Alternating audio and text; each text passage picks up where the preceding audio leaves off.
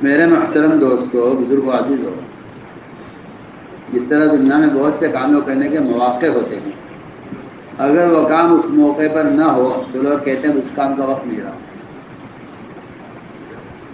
اس سے کہیں زیادہ دعاؤں کے اور اذکار کے مواقع ہیں۔ اگر وہ دعا و ذکر اس وقت میں نہیں کیا گیا تو اس عمل کا وقت ضائع ہو گیا، اور جس عمل کا وقت ضائع ہو گیا وہ عمل بھی ضائع ہو گیا۔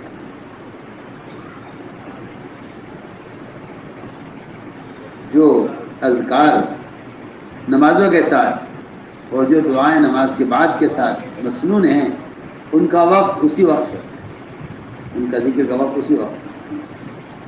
اس وقت سے ٹال دینا اس کو، اس ذکر کے موقع کو ضائع کر دینا ہے۔ دین کی محنت یوٹیوب چینل لوگ نماز کے بعد نماز میں دنیا کے امور سوچتے رہتے ہیں، اور نماز کا سلام پھیرتے ہی ان کاموں کے اندر مشغول ہو جاتے ہیں۔ حالانکہ سوچنا چاہیے کہ نماز کے بعد کے اذکار اور تسبیحات کیا ہیں۔ مسلمان ان کا اہتمام نہیں کرتا، حالانکہ حضور اکرم صلی اللہ علیہ وسلم جب مکہ مکرمہ میں کوئی آپ کی بات سننے کو تیار نہیں تھا، اور آپ آنے والے قافلوں سے خوشامد کرتے تھے، مجھے ساتھ لے چلو، اپنے مجھے ٹھکانہ دے دو، مجھے پناہ دے دو تاکہ میں اللہ کے پیغام پہنچا سکوں، کوئی آپ کو ساتھ لے جانے کو تیار نہیں ہوتا۔ اس قسم کرسی میں ایک موقع پر آپ کی ملاقات ہوئی قبیلہ بکر بن وائل سے۔ بکر بن وائل یہ بہت بڑا قبیلہ تھا۔ آپ نے ان سے فرمایا کہ تم کتنے ہو؟ کہا جی ہم ریت کے ذرات کی طرح بے شمار ہیں۔ اچھا، تمہاری بڑی حیثیت ہے، تم مجھے اپنے ساتھ لے چلو۔ کہا نہیں جی، ہم آپ کو اپنے ساتھ نہیں لے جا سکتے، کیونکہ ہم فارس کے رہنے والے ہیں، فارس کے ماتحت ہیں، اور فارس بڑا ظالم بادشاہ ہے، وہ کسی کا عذر کو قبول نہیں کرتا، کسی کی غلطی کو معاف نہیں کرتا۔ ہم آپ کو اگر لے گئے تو وہ ہمیں چھوڑے گا نہیں، لہٰذا ہم معذرت چاہتے ہیں، ہم آپ کو نہیں جا سکتے، ہمیں فارس کا خوف ہے۔ آپ دیکھیے تو صحیح، آپ تنہا ہیں، ابھی کوئی آپ کا ساتھ دینے والا نہیں، کوئی ایمان لانے والا نہیں، اور آپ کہہ رہے بکر بن وائل قبیلے سے کہ جس فارس کے خوف سے تم مجھے لے جانے سے ڈر رہے ہو اور انکار کر رہے ہو، میں تم سے آج کہتا ہوں اگر تم 33 مرتبہ سبحان اللہ، 33 مرتبہ الحمدللہ، 34 مرتبہ اللہ اکبر کہہ دو تو فارس کی بیویاں تمہارے بستروں پر ہوں۔ آپ مشرکین سے کہہ رہے ہیں، کسے کہہ رہے؟ جی ہاں، مشرکین سے کہہ رہے۔ اگر تم آج یہ کلمات اب کہہ دو، 33 مرتبہ سبحان اللہ، 33 مرتبہ الحمدللہ، 34 مرتبہ اللہ اکبر، تو میں تم جس فارس کے خوف سے تم مجھے لے جانے سے ڈر رہے ہو، میں تم سے کہتا ہوں کہ اس کی بیویاں تمہارے بستروں پر ہوں گی اور اس کی اولاد تمہاری غلام۔ اللہ اس کی بیویوں کو تمہارے لیے باندیاں بنا لے گا، اور اللہ اس کی اولاد کو تمہاری غلام بنا دے گا اگر تم یہ کلمات کہہ دو۔ آپ سوچے تو صحیح، آپ کی قسمہ کرسی کا حال، اور مکے میں آپ کی تنہائی، اور کوئی قبیلہ آپ کی بات سننے آپ کو ساتھ لے جانے کو تیار نہیں۔ آپ 33 مرتبہ سبحان اللہ اور 33 مرتبہ الحمدللہ، 34 مرتبہ اللہ اکبر، یہ تسبیحات آپ مشرکین کو خود بتا رہے ہیں جو آپ کو لے جانے سے انکار کرتے۔ علی رضی اللہ تعالیٰ نے جنگ کی رات میں بھی تسبیحات نہیں چھوڑی، کہ آدمی کتنا پریشان اور مشغول ہوتا ہے کہ کل دشمن سے مقابلہ ہے۔ ابن قوا نے پوچھا کیا آپ نے تسبیحات پڑھی اس رات؟ کیوں نہیں، ہمیں کہاں بھول جاتا۔ لیکن ہم ان مواقع کو ضائع کرتے ہیں۔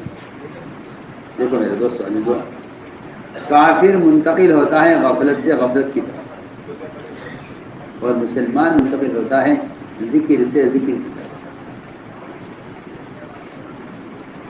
ذکر سے ذکر کی طرف۔ نماز کے بعد کے اذکار کا اہتمام کیا کرو، اس کے بعد کے مسنون اذکار اور نماز کے بعد کی مسنون دعائیں۔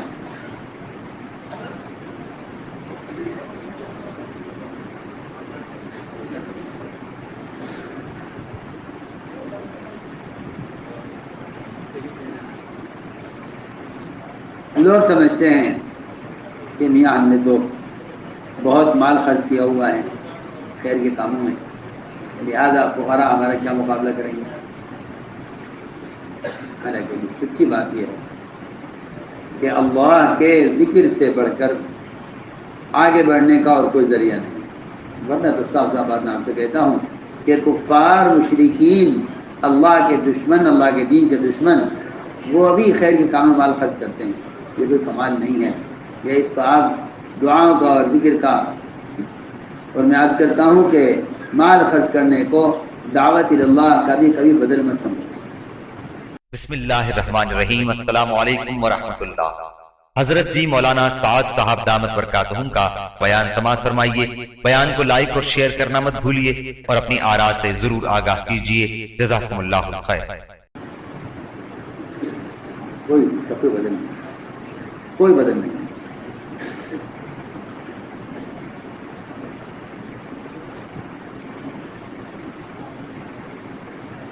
وہاں یہ ہوتا تھا صحابہ میں کہ ایک دوسرے سے عمل میں آگے بڑھنے کی کوشش ہوتی تھی۔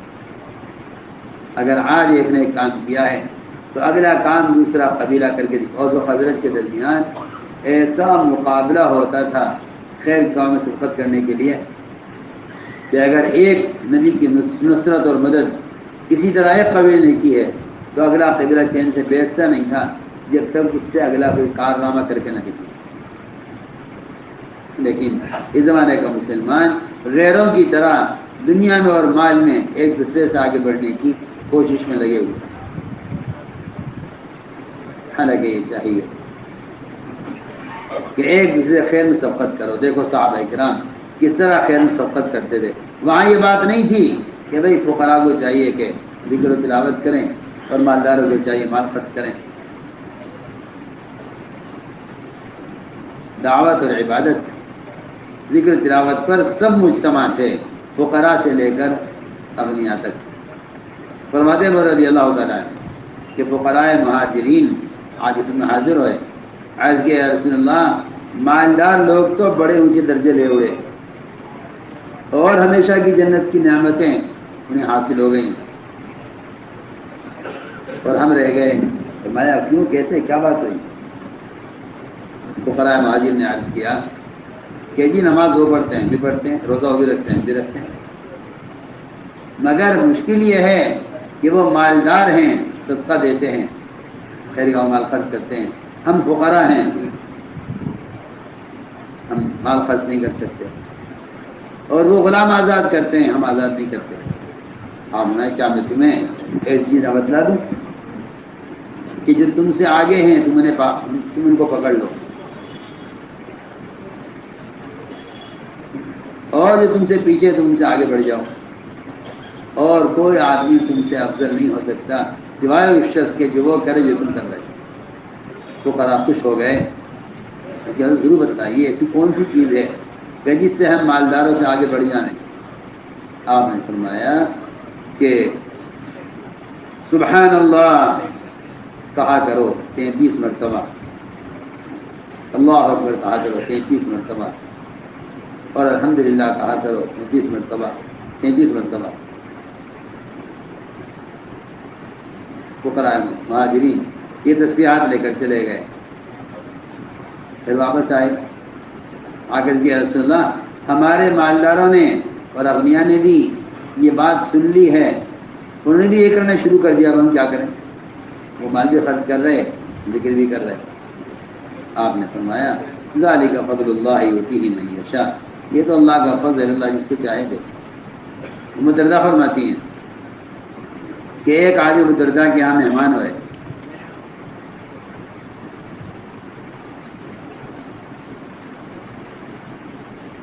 ابو دردہ نے پوچھا مہمان سے کہ آپ کا اونٹ یا آپ کی سواری، اگر آپ یہاں مقیم ہیں، میرے یہاں ٹھہریں گے، تو پھر میں آپ کی سواری کو بھیجتا ہوں جنگل میں چرنے کے لیے، اور اگر آپ کا ارادہ سفر کرنے کا ہے تو پھر ہم آپ کی سواری کو چارہ گھر میں کھلا دیں۔ انہوں نے کہا کہ نہیں جی میرا تو ارادہ سفر کرنے کا ہے۔ تو ابو درداء نے فرمایا کہ پھر تو میں آپ کو سفر کے لیے توشہ دینا چاہتا ہوں، اگر میرے پاس اس سے بہتر، اس سے افضل توشہ ہوتا تو میں آپ کو وہ ضرور دیتا، میرے پاس اس سے بہتر کوئی چیز نہیں ہے۔ جی کیا ہے وہ توشہ سفر کے لیے؟ فرماتے ہیں کہ ابو درداء فرماتے ہیں کہ میں حاضر ہو حضور کی خدمت میں نے کیا رسول اللہ، مالدار تو دنیا اور آخرت دونوں لے اڑے، ہم نماز پڑھتے ہوئے پڑھتے ہیں، روزہ رکھتے ہیں بھی روزہ رکھتے ہیں، لیکن وہ صدقہ کرتے ہیں، زکوٰۃ دیتے ہیں، اور ہم صدقہ نہیں کرتے، ہمارے پاس مال ہی نہیں ہے۔ آپ نے فرمایا کہ کیا میں تمہیں اس سے بہتر چیز نہ بتاؤں؟ جب تم اسے کرو گے تو تم سے پیچھے والے تمہیں نہیں پکڑ سکیں گے، سوائے اس شخص کے جو وہ کرے جو تم کرتے ہو۔ ہر نماز کے بعد 33 مرتبہ سبحان اللہ، 33 مرتبہ الحمدللہ، اس میں روایت میں 34 مرتبہ اللہ اکبر ہر نماز کے بعد کہا۔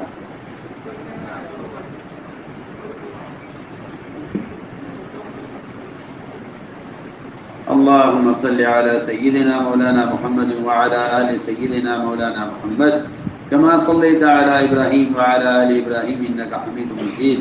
ربنا ظلمنا أنفسنا وإن لم تغفر لنا وترحمنا لنكونن من الخاسرين. اللهم إنا نستغفرك ونتوب إليك، اللهم إنا نستغفرك ونتوب إليك، اللهم إنا نستغفرك ونتوب إليك. ربنا آتنا في الدنيا حسنة وفي الآخرة حسنة وقنا عذاب النار. سبحان ربك رب العزة عما يصفون وسلام على المرسلين والحمد لله. بیان آپ کو پسند آیا ہو تو بیان کو لائک، شیئر اور چینل کو سبسکرائب کرنا مت بھولیے۔ کمنٹس میں اپنی رائے کا اظہار ضرور کیجیے۔